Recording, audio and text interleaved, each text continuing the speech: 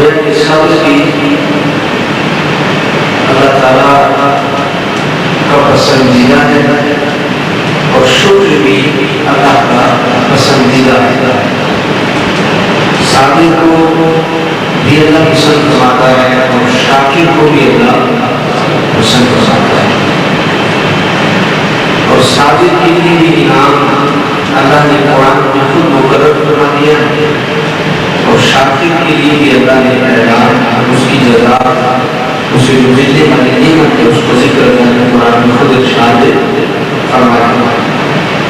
کچھ اعمال ایسے ہیں جن کی جزا اللہ تعالیٰ نے قرآن مجید اور فرقان حمید میں جنت بیان فرمائی ہے.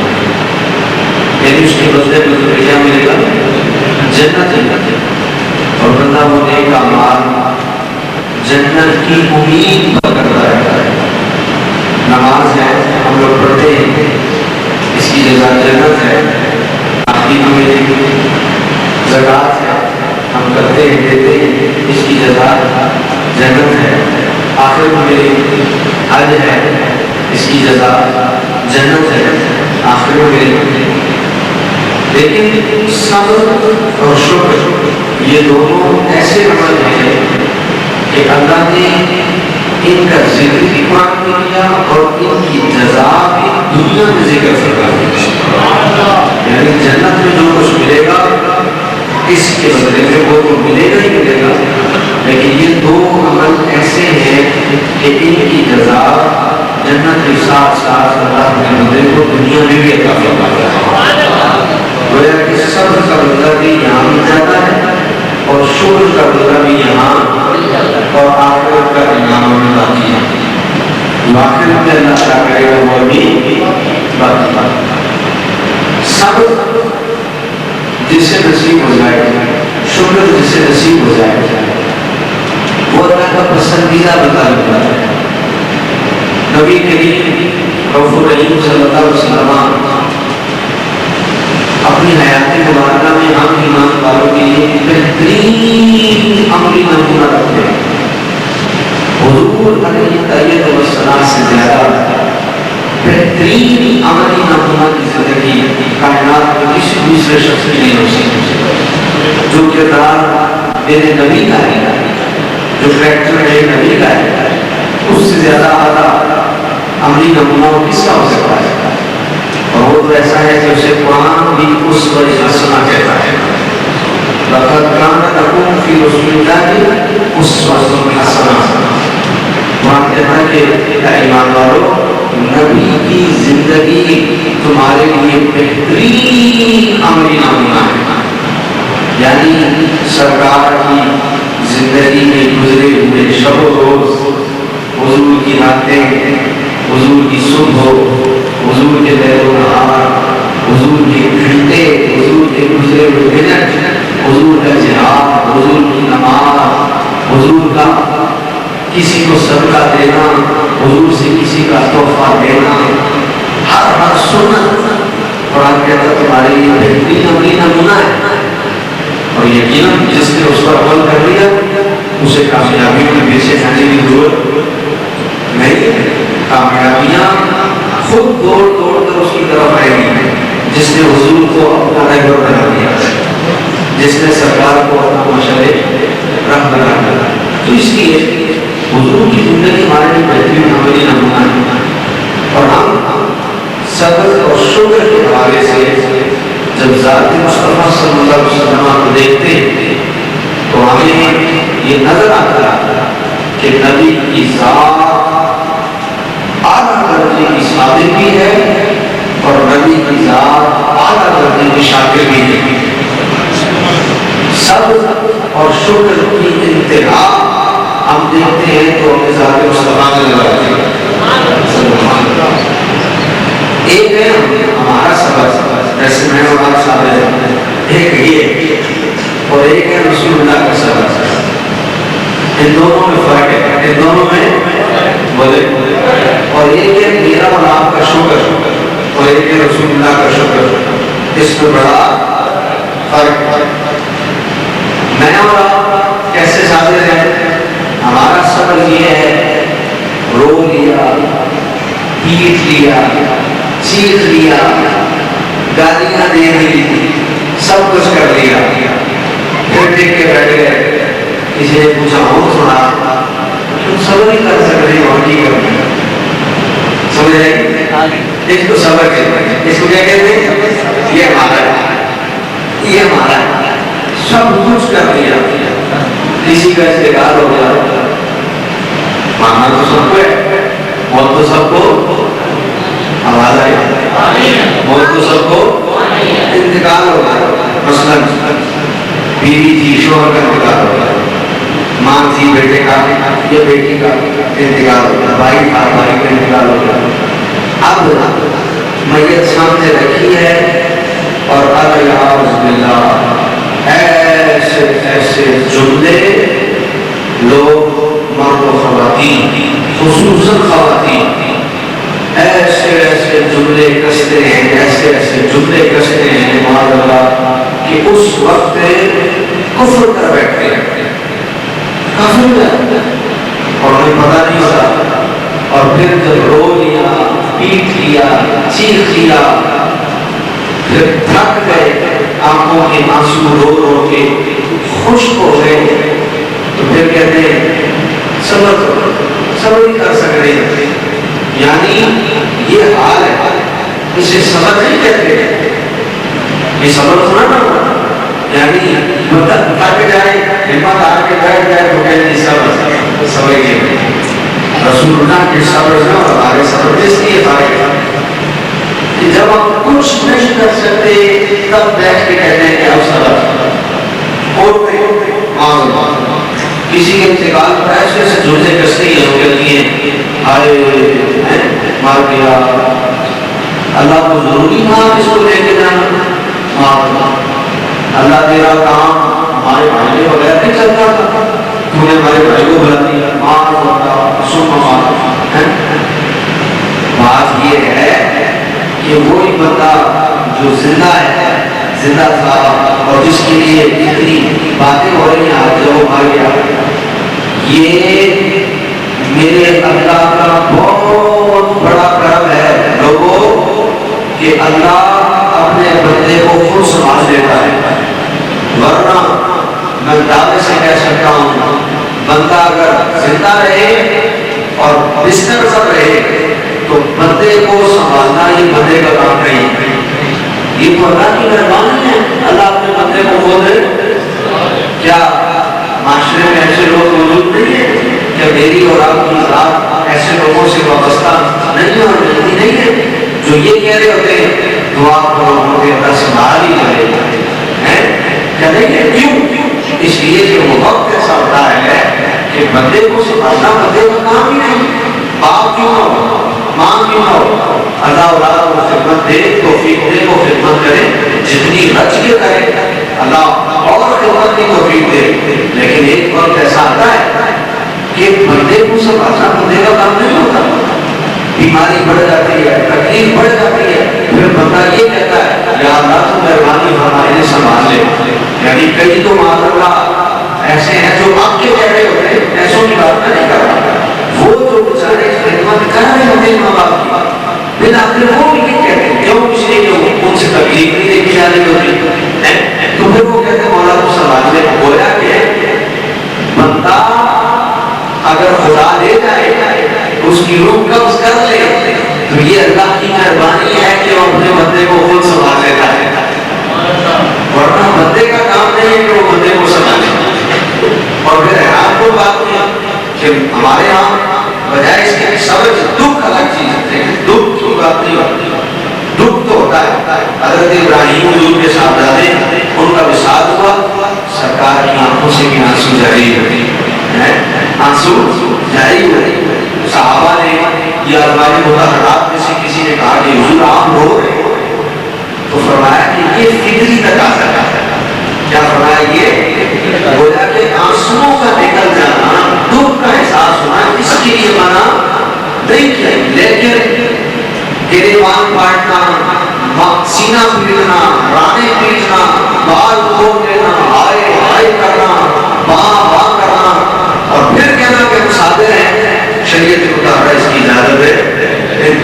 تو اب یہ چیز الگ ہے، لیکن جو کچھ ہمارے یہاں ہوتا ہے خصوصاً جب میت اٹھنے لگتی ہے تو پھر جو دعائیاں دی جاتی ہیں میت کے اٹھنے کے موقع پر، جو کچھ گھروں میں ہوتا ہے یعنی ایک دکھ کی کیفیت الگ ہے. میں نے حرم شریف میں اور اہل عرب کو اس بات پر حضرت صاحب نے ممکن ہے کوئی جنازہ وہاں دیکھا ہو، میں نے یہ چیز وہاں دیکھی، یعنی ان احباب نے یہ ہے کہ بندے کا انتقال ہو گیا، ان کے آنسو نکلتے، لیکن حضور کی اس حدیث پر میں نے ان اہل عرب کو عمل کرتے ہوئے دیکھا ہے کہ آنسو نکلتے ہیں، وہ روتے، لیکن کوئی بندہ آ جائے تو وہ ہمارے یہاں جس طرح ہوتا ہے مطلب 4 روایتی بیٹھے ہیں تو پہلے ایک کے گلے لگے گا، 5-7 منٹ کو دین کرے گا، پھر اس سے ہٹے گا تو دوسرا تیار ہوگا کہ اس نے 10 کے بعد میرے پاس آنا ہے، پھر اس کے گلے لگے گا، عورتیں خصوصاً، پھر دین ہوگا، آئے فلانا پہ بینا پہ یہ پہ وہ، پھر تیسرا پھر چوتھا، وہ چاروں سے الگ الگ گلے لگ کے بیٹھ کرے گا. آپ نے دیکھا ہوگا وہاں یہ ہے کہ روایتی بیٹھے، کوئی آنے والا آئے گا، وہ آ کے آنسو بھی اگر نکل رہے تو خاموشی سے آنسو رہے، اور وہ آ کے بام آنے کرتے، وہ آ کے کہتے ہیں الحمدللہ. یہ لفظ میں نے سنا ہے، کیا کہتے ہیں؟ وہ کہتے ہیں الحمدللہ. میت سامنے ہوتی ہے الحمدللہ، یعنی جو بندہ آتا ہے وہ گلے میں درد ہو گیا الحمدللہ، تو دوائی کی بھی کہتے ہیں الحمدللہ. اس وقت وہ کہتے ہیں یعنی کہ اللہ کی امانت تھی، اللہ کی مرضی، اللہ نے لے لی، اللہ کا شکر ہے، یعنی اللہ کا بندہ ہمارا تو نہیں تھا، اللہ نے ہمارا رشتہ اس سے نکالا، اس رشتے کی بنا پر ہم دکھ کر رہے ہیں، آنسو نکل رہے تھے، لیکن اب ہمارے رونے سے میت کو ایک ٹکے کا فائدہ نہیں، بلکہ میت سے حقیقی پیار تو یہ ہے کہ ادھر میت کا، ادھر بندے کا انتقال ہو گیا، اب اگر محبت ہے تو آنسو بہائے جائیں، وہ نکلتے، وہ قدرتی نکلتے، وہ روکنے سے نہیں روکتے، آنسو تو نکلتے، لیکن باں کرنے کے بجائے اگر میت سے پیار ہے تو قرآن پڑھ کر اشارے ثواب کیا جائے. یہ اس پیار کا فائدہ ہے کہ ورنہ آپ کے رونے سے، آپ کے چہرے سے تو میت الٹا سرکار نے فرمایا، حضور نے فرمایا کہ میت کو گھر میں کیوں رکھتے ہو؟ حضور نے فرمایا میت کو گھر میں بولے کیوں رکھتے ہو؟ سرکار نے فرمایا اگر نیک ہے تو جلدی کرو، اسے گھر میں کیوں رکھنا پڑا، جلدی کرو، اسے دفناؤ تاکہ اللہ کی نعمتیں حاصل کرے. بولو سبحان اللہ. سرکار بتاتے ہیں اگر نیک ہے تو اسے اٹھاؤ اور جلدی سے دفناؤ تاکہ اللہ کی نعمتیں حاصل کرے، اور اگر بد ہے تو ہم اسے گھر میں رکھ کے کیا کر رہے ہیں، بد آدمی کو گھر میں رکھ کے کیا کر رہے ہیں. ہمارے یہاں پہ جناب مسجد میں اعلان ہوگا پہلے فلانے کا انتقال ہو گیا ہے، منع کر کے دیکھے قادری صاحب ذرا میت کا اعلان نہ ہو، وہ کر کے دیکھے کمیٹی کا میت کا اعلان نہیں ہوگا، داسط بھائی مسیح کے ریپیوری اعلان نہیں کرتا، وہ کر کے دیکھے ذرا منع، پتہ نہیں کیا سمجھتے میت کے اعلان. پہلے اعلان ہوگا فلانے کا انتقال ہو گیا، یہ پہلا اعلان ہے. پھر اعلان ہوگا جنازہ اتنے بجے ہوگا، پھر اعلان ہوگا جنازہ تیار ہے پہنچ جاؤ فلاں جگہ ہو رہا ہے. پھر 2 اعلان ہوتے ہیں، ایک جنازہ تیار ہے پہنچنے والا ہے، پھر جب جنازہ بالکل تیار ہوگا پھر اعلان ہوگا پہنچو. اب جب جنازے میں پہنچ بھی گئے 2 کنڈیشن کیا ہے، 4 اعلانوں کے بعد امام صاحب کھڑے، صفیں بنی ہوئی ہیں، لوگ ریڈی ہیں، اور کھلو جاؤ پڑھائیے نہیں، کھلو جاؤ وہ فلانا آتا ہے، امام صاحب کھڑے کھلو جاؤ فلانا بھی آتا ہے. مسجد میں دیکھو تو وضو تو نہیں کر رہا، انتظار ہوتا ہے کیا، نمازیں پڑھنا، فرض کفایہ. کبھی فرض کے لیے کتنی محنت کی ہے،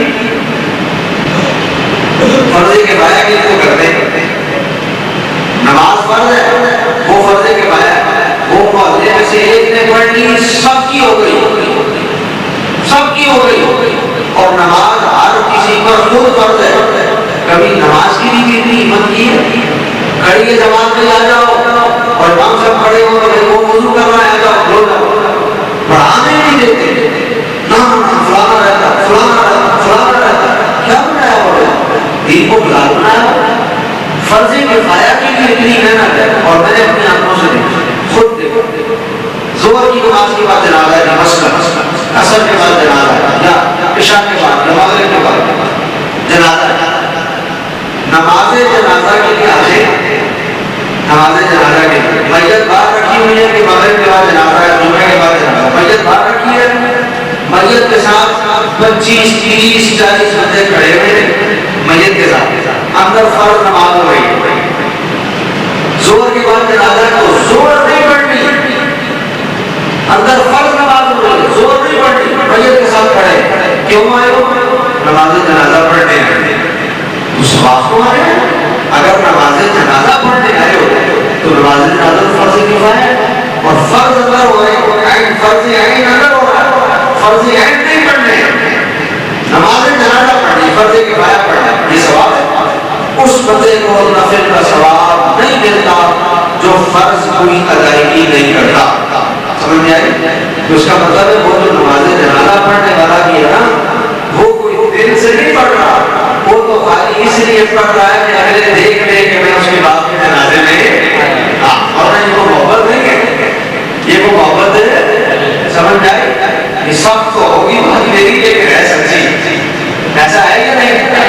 ایسے ہی کرتے کہ نہیں کرتے؟ پھر اعلان ہو گئے 4 4 5 5 جناب کے تیار ہے, پھر لاؤ جناب, پہنچو جناب, پھر امام صاحب کو پڑھانے نہیں لے جناب, فلانا بھی آ جائے, فلانا بھی آ جائے. تو حضور نے ارشاد فرمایا کہ بھائی اگر وہ بندہ نیک ہے تو تم نے اسے کیوں اپنے پاس رکھا ہوگا؟ جلدی کرو, وہ نعمتوں کا انتظار کر رہا, اللہ کی نعمتوں سے ملاؤ, قبر میں سے دیدار مصطفیٰ ہونا. اور فرمایا کہ اگر بد ہے تو بد آدمی کو گھر میں رکھ کے کیا کرنا ہے؟ بد آدمی کو گھر میں رکھے, اس کو گھر میں کیا رکھنا جس کی روح فرشتے ایک دوسرے کو دے رہے ہیں, تو لے جا, تو لے جا. قرآن کہتا ہے وقت نازیات وقت من ناشطات نشطا, اور نیک بندے کی روح کے بارے میں کہتا ہے والسابحات سبقا فالسابقات سبقا. نیک بندے کی روح جب قبض ہوتی ہے نا تو فرشتے اس کی روح لیتے ہیں اور ایک دوسرے سے آگے ہوتے ہیں, جلدی پہنچتے ہیں اللہ کی بارگاہ, ایک دوسرے سے سبقت کرتے ہیں. کیوں؟ سب کی خواہش ہو رہی ہے کہ اس کی روح لے کر پہلے اللہ کی بارگاہ میں جاؤں.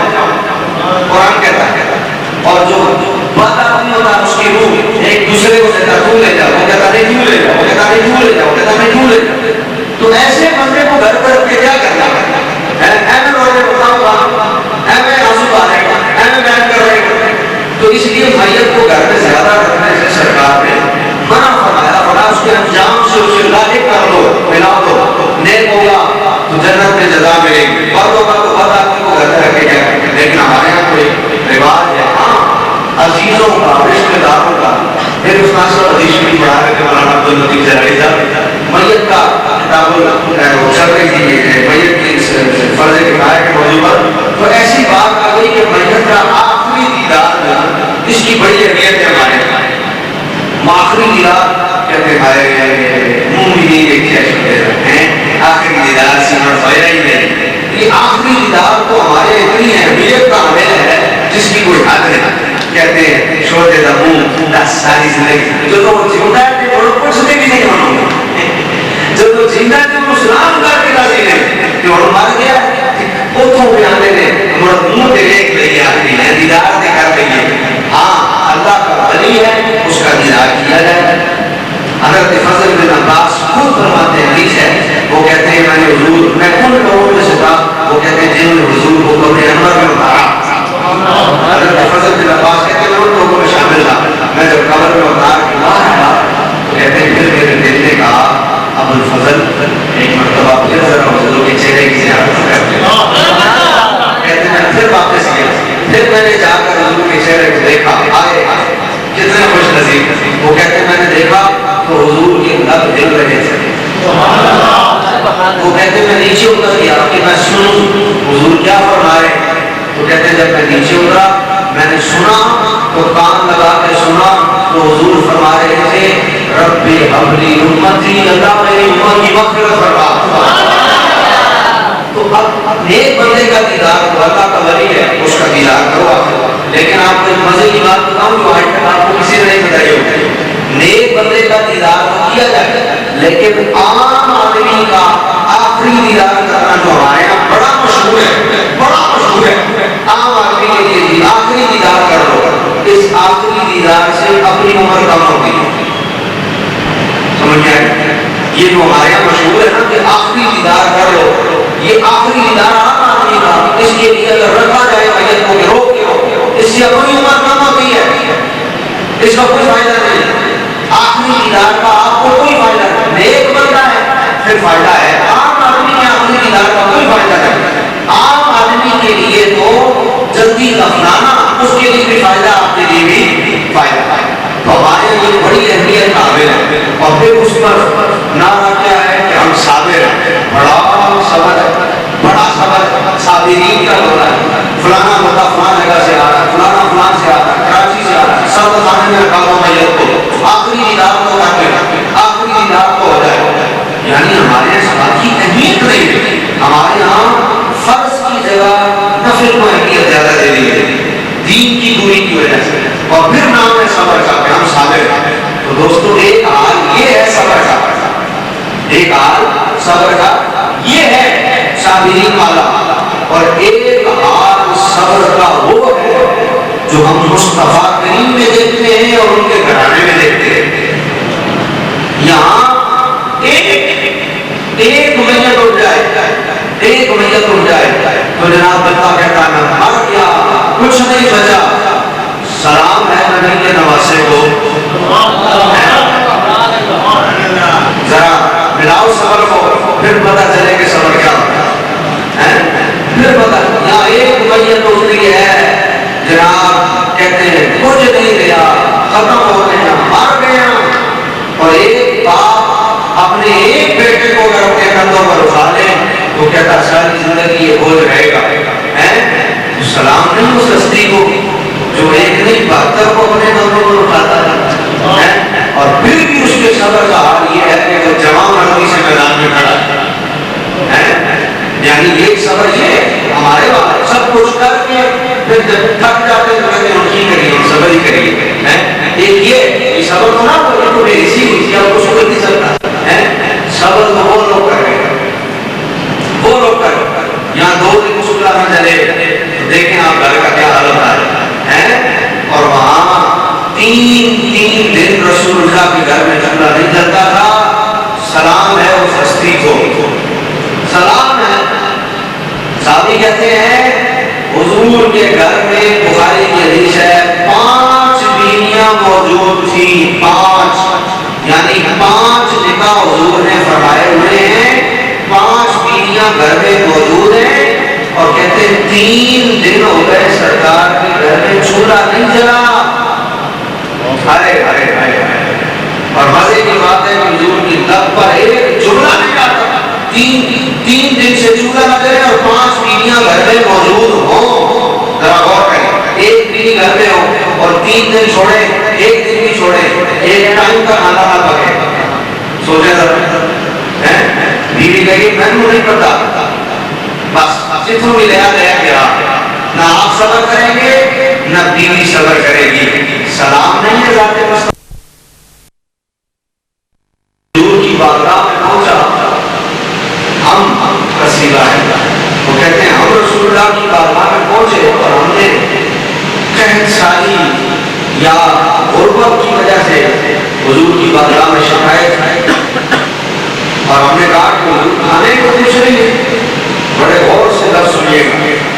وہ کہتے ہیں کہ ہم نے جا کر کہا یا رسول اللہ کھانے کو کچھ نہیں ہے اور ہم پریشان ہیں. اور ہم نے اپنے پیٹ سے کپڑا اٹھایا تو ہم نے ایک پتھر باندھا ہوا تھا، ایک پتھر پیٹ میں باندھا. تو ہم نے کہا حضور یہ حالت ہو گئی ہے، کھانے کو کچھ نہیں ہے. حضرت ابو طلحہ فرماتے ہیں جب ہم نے اپنی شکایت رسول اللہ کی بارگاہ میں کی نا تو ہمیں اپنا غم اور اپنا دکھ بھول گیا. ہم نے دیکھا کہ حضور نے ہماری شکایت سن کر جب اپنے پیٹ سے کپڑا اٹھایا تو ہم نے تو ایک پتھر مارا ہوا تھا، رسول اللہ نے پیٹ پہ 2 پتھر باندھے ہوئے. یعنی پیٹ میں پتھر باندھنا کیا ہوتا ہے؟ جب بندہ کمزور ہوتا ہے، بھوک کی وجہ سے، قحط کی وجہ سے، بھوک کی وجہ سے جب 1 دن کا 2 دن کا کھانا نہ کھائے تو کمزور ہو جاتا ہے. کھڑا ہونا ممکن نہیں ہوتا، پھر بندہ کھڑا نہیں ہو سکتا، کمزوری کی. تو پتھر باندھنے سے پھر پیٹ کو یہ تربیت ملتی ہے کہ بندہ کھڑا ہو سکتا ہے. یہ اہل عرب میں یعنی یہ اگر کیا ہے تو یا سرکار نے یا سرکار کے ساتھ ہم نے ایسا دکھ نہیں دیکھا. ہم نے ایسا دکھ کچھ بھی ہو جائے میرا نہیں خیال کہ اس معاشرے میں اس دور میں بھی کوئی ایسا کرانا ہو یعنی جنہوں نے کبھی یہ کر کے دیکھا ہو. یہ تکلیف تو صرف رسول اللہ نے اٹھائی ہے اور امت کے لیے اتنی دعائیں کرنی ہے کہ ہمارا بھلا کر دیا. یعنی کچھ ہو اور نہیں تو درباروں کو مل ہی جاتی ہے بندہ دربار سے تو نہیں ہے. یہ تکلیف اٹھائی ہے اللہ کے مصطفیٰ.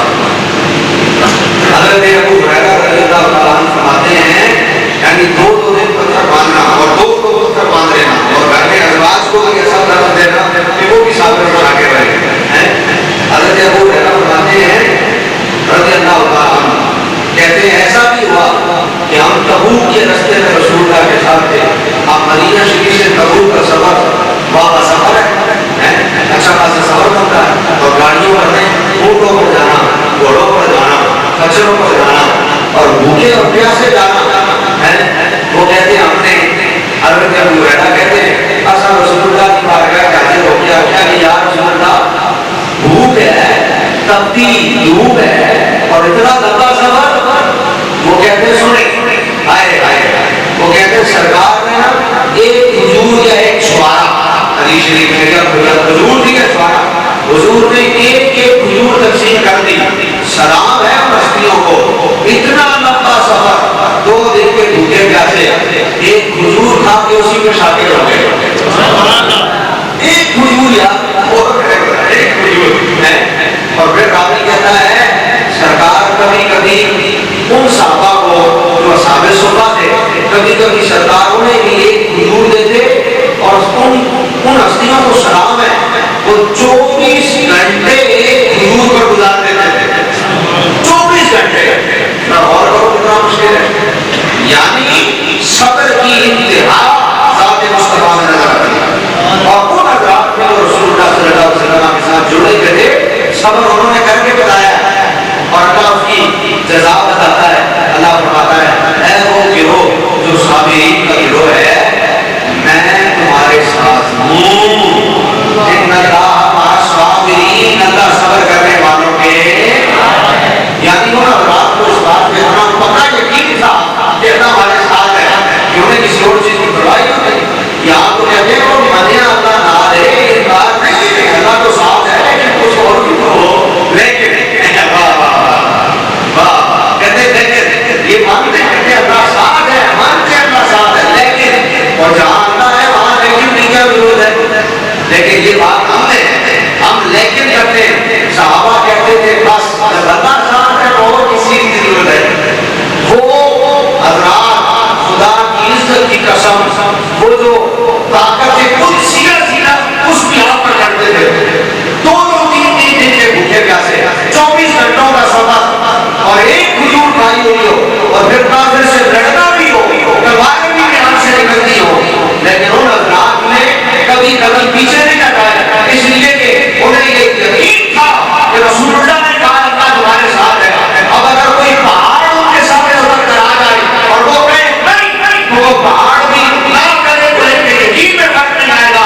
اس لیے ان کا یقین اتنا پکا تھا کہ انہیں بنا رسول اللہ کی زبان نبوت سے یہ کیفیت تھی حضرات. صابر بھی تھے اور کمال کرنے کے شاگرد. حضرت عائشہ صدیقہ رضی اللہ تعالیٰ عنہا راوی ہے. آپ فرماتی ہیں حضور نے 3 چیزوں سے محبت فرمائی ہے. سیدہ عائشہ فرماتی ہیں کہ حضور نے 3 چیزوں سے محبت فرمائی ہے. ایک اپنی ازواج سے بیویوں سے دوسرا خوشبو سے اور تیسرا فرمایا کہ کھانے سے. کس سے؟ اب سنیں حضرت عائشہ کیا فرماتی ہیں. ہم مومنین کی ماں کہہ رہی ہیں سرکار نے 3 چیزوں سے محبت کی ہے بیویوں سے خوشبو سے اور کھانے سے. سیدہ فرماتی ہیں 2 میں اللہ نے آپ کو دنیا میں کثرت عطا فرمائی اور تیسری کی کثرت نہیں ملی. حضرت اللہ مفتی احمد یار خان نحوی رحمۃ اللہ تعالی علیہ شرح مشکات میں اشارہ لکھتے ہیں. وہ کہتے ہیں اس سے مراد نفی نہیں ہے اس سے مراد کثرت مبالغہ ہے. یعنی 2 میں اللہ نے آپ کو دنیا میں پیدا کی. اور آپ فرماتے ہیں ایسا نہیں تھا کہ یہ تیسرا جو تھا حضور علیہ السلام کے پاس تھا نہیں یا سرکار چاہتے تھے اور ملا نہیں. فرماتے ہیں ایسا نہیں ہے, اصل میں سرکار نے فقر کو پسند فرمایا. حضور فرماتے ہیں الفقر فقری, فقر میرا فخر ہے, حضور نے اس کو پسند فرمایا. کس طرح فرمائیے کیسے ممکن تھا سرکار چاہے اور سرکار کو میرے رہے, حضور کسی بات کی خواہش کرے اور حضور کو نہ میرے ایسا ہو رہتا فرمایا نہیں. اب بیویوں کی جو محبت ہے دوسری حدیث میں سرکار نے قربان, جو بندہ بیوی سے محبت کرنا سننا ہوگا, کیونکہ حضرت عائشہ فرماتی ہے سرکار نے اپنی ازواج سے محبت کی ہے تو بیوی سے محبت کرنا سننا ہوگا. اور یاد رکھیے جو بندہ بیوی سے محبت نہیں کرتا وہ بدکار ہوتا ہے. اس بندے کی مقدر اور نصیب میں بدکاری آتی ہے جو اپنی بیوی سے محبت نہیں کرتا ہوتا. نبی دو عالم صلی اللہ علیہ وسلم نے اپنی ازواج سے محبت فرما کر اپنی امت کو یہ درس دیا ہے کہ لوگوں کو بدکاری سے بچنا چاہتے ہو تو اپنی بیوی سے محبت کرو, کیونکہ اللہ نے یہ نعمت جو تمہیں گھر میں عطا کر دی ہے, اللہ نے بتا دی اتنی بڑی نعمت ہے بدکاری سے بچنے کے لیے, برائی سے بچنے کے لیے. اور بیوی کی محبت انسان کو جب اس کے گھر کی طرف راغب رکھتی ہے تو وہ باہر کی محبت سے بچا رہتا ہے. تو سیدہ فرماتی ہے کہ رسول اللہ نے بیویوں سے محبت کی. مطلب پرست اور حدیث کے مزاج کو نہ سمجھنے والے لوگوں نے اس حدیث کو کسی اور معنی میں لیا ہے. میرے بڑے درجے کی برائی ہے سرکار کی ازواج کو اگر وہ یہ کہے کہ دنیا کی محبت ہے تو جائے, وہ کیا ہے جائے.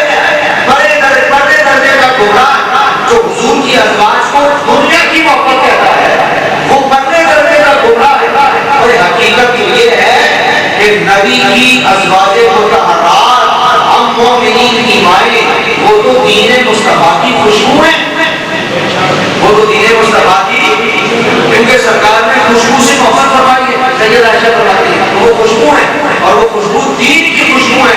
آپ 11 کی 11 ازواج نبی علیہ السلام کی, آپ ان کی زندگیوں کا مطالعہ کریں اور جب وہ نبی کے نکاح میں آئیں تو اس سے حاصل ہونے والے فائدے کا مطالعہ کریں کہ جس قبیلے کی عورت کو سرکار نے اپنے نکاح میں شامل کر لیا اس قبیلے کے لوگوں نے مصطفیٰ کے دامن کو پکڑنا شروع کر دیا, انہوں نے اسلام قبول کرنا شروع کر دیا. اس قبیلے کے لوگ جنگ سے باز آ گئے, یعنی یہ تو دین مصطفیٰ کی خوشبو ہے.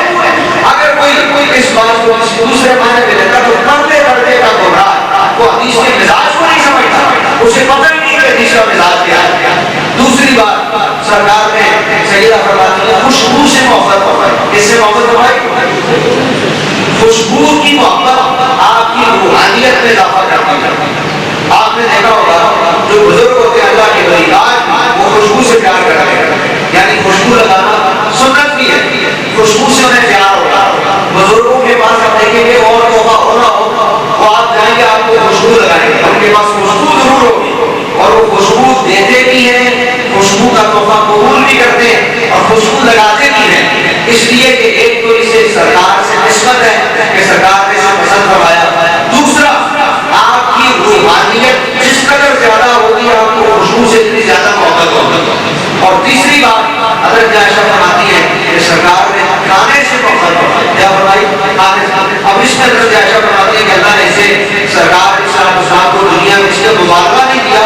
اب اس بات کو اس کے سامنے بڑی خوبصورت بات لکھی. آپ فرماتے ہیں کہ مبارکہ جو نہیں تھا, یہ مبارکہ نہ ہونے کی وجہ یہ نہیں تھی کہ سرکار نے چاہا اور سرکار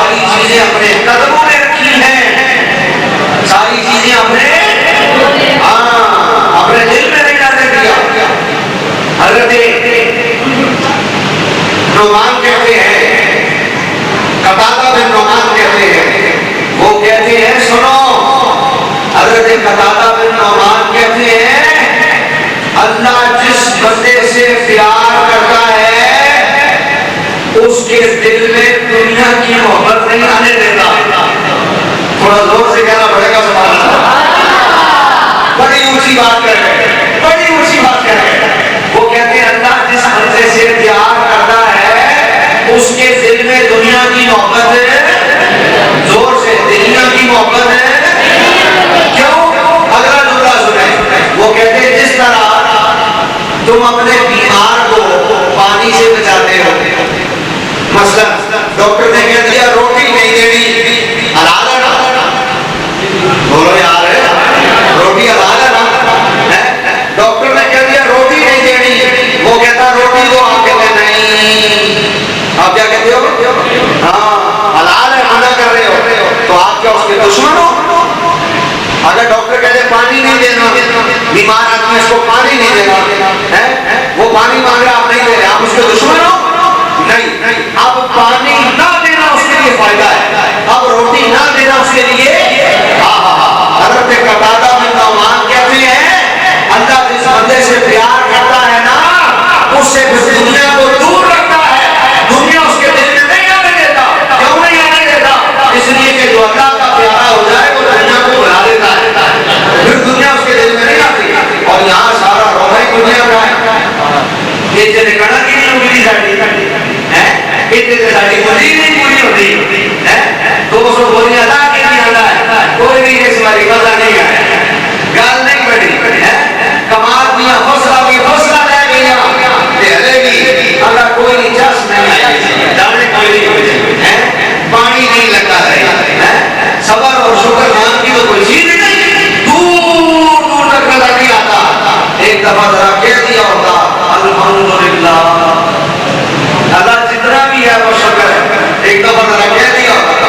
یعنی بندہ یہ کہے کوئی نہیں جس نہیں آئی اس بار مزہ نہیں آیا, تو پھر آ کے ضرور ذرا بھی یہ شکر ہے, اے شکر نہیں, ایج نہیں, شکر ایج نہیں ہوتا, شکر ایج ہوتا ہے کہ جتنا بھی ہوا پہلی دفعہ میں کہے بڑا تیرا شکر ہے, یہ شکر آتے رو کے پیٹ کے پھر آ کے چلو کوئی نہیں ہے نا, اے نہیں, بلکہ پہلی دفعہ میں بتا گئے الحمدللہ یہ ہے اللہ کا شکر. اور فرماتا میرا رب اگر تم ایسے کر لو وَلَئِن شَكَرْتُمْ لَأَزِيدَنَّكُمْ, رونے سے کچھ نہیں ملتا. اللہ فرماتا ہے تم اضافہ کرنا چاہتے ہو اپنی نعمتوں میں, تم شکر کرتے رہو, میں اضافہ کرتا رہوں گا. لیکن ہمارے یہاں اصل میں یہ چیز آج بالکل ناپید ہو گئی ہے, ختم ہو گئی ہے. ہماری عوام میں صبر اور شکر والی بات دور دور تک نظر نہیں آتی, دور دور. نبی علیہ السلام فرماتے ہیں صبر کرنا ہو اور شکر کرنا ہو, اللہ کا شکر ادا کرنے کے لیے ہمیشہ اپنے سے نیچے والے کو دیکھو, اگر اپنے سے اوپر والے کو دیکھو گے کبھی بھی تم شکر نہیں کر سکتے. ہمیشہ حسرت ہی کرو, ہمیشہ حسرت ہی کرو, اور اپنے سے نیچے والے کو دیکھو گے لازمی شکر کرو.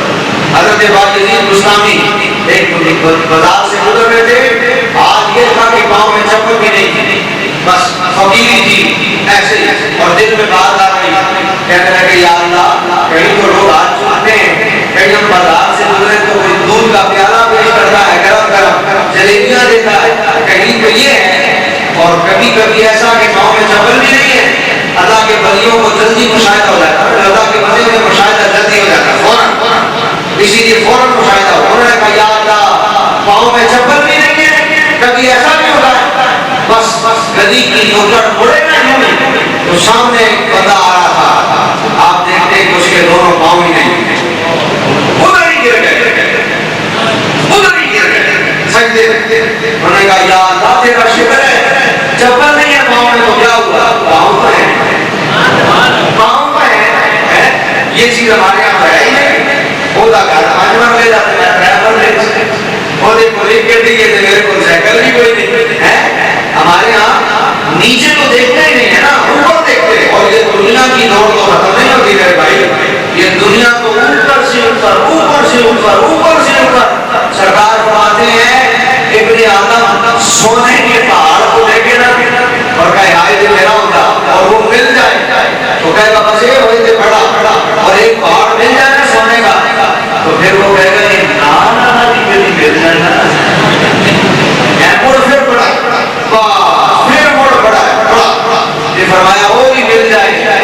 دوسرا پہاڑ بھی سونے کا ہے، سونے کا دوسرا پہاڑ بھی مل گیا، وہ حاصل کر کے انہوں نے آنا ہے ایک باری پڑا۔ اور تیسری مرتبہ حضور نے فرمایا بالآخر ابن آدم کے پیٹ کو مٹی کر دی ہے، مر کے چین آتا ہے، ورنہ تو دوڑ ہے، لگی لگی ختم نہیں ہوتی۔ دوستو یہ نہیں کہ مال نہ ہو، قطر اس بات کا انکار نہیں ہے، حضرت عثمان غنی بڑے امیر آدمی تھا، مال ہونا برا نہیں ہے، مال ہو اور پھر دل میں دنیا بڑی ہوئی ہو نہ، مال کے ساتھ اللہ کی راہ میں خرچ کرنے کی توفیق ہو۔ میں یہ نہیں کہتا کہ مالدار نہ ہو، مالدار نہیں ہوگی یہ مسجد کون بنائے گا، یہ مدرسے کون چلائے گا، یہ اللہ نے دنیا کے لوگوں سے سلسلہ جڑا ہوا ہے نا۔ مال ہو رج کے ہو، خدا آپ کو کثرت سے دے، لیکن اس مال کی محبت کو دل میں جگہ نہ دے۔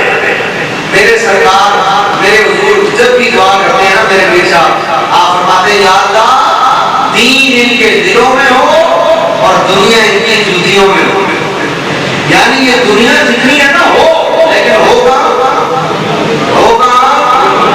یہ دنیا جوتیوں میں، دین اللہ نصیب کرے اور دل میں ہو۔